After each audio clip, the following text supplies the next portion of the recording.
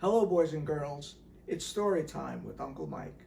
Today's story is Little Red Riding Hood. There once was a little girl who always wore a red cloak with a hood.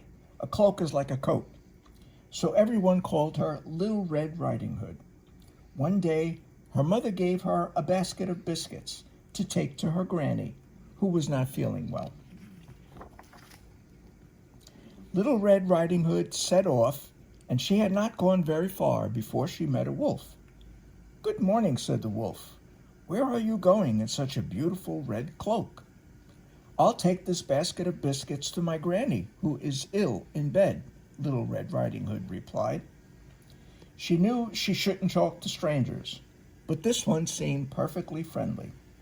"I hope your granny doesn't live too far away," said the wolf. "Oh no," said Little Red Riding Hood. "She lives in the cottage at the end of the path." Now, the wolf figured a week-old granny would make an easy meal. So away he ran, taking the shortcut straight to Granny's cottage. He knocked at her door. "Who's there?" Granny called. "It's your little granddaughter," said the wolf in a high voice. Lift the latch and let yourself in, dear," said Granny. The wolf lifted the latch, found Granny inside, and swallowed her in one gulp.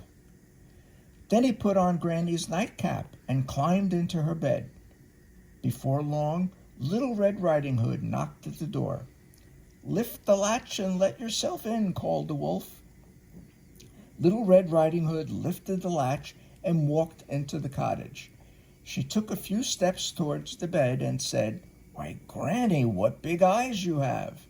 "All the better to see you with, my dear," said the wolf. "And Granny, what big ears you have!" "All the better to hear you with, my dear."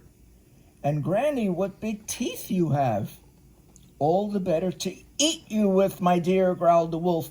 He jumped out of the bed and ate Little Red Riding Hood in one big gulp. That might have been the end of Little Red Riding Hood, but luckily a woodcutter chopping wood near the cottage heard the wolf's growls and came to look. When he saw the wolf in Granny's glasses, he gave him a big scolding, and the wolf let Little Red Riding Hood and her granny step out unharmed. Embarrassed, the wolf ran away. Do you remember the biscuits? They were still in the basket waiting, and they made a fine treat. That's the end of the story. Stay tuned for the next story time with Uncle Mike.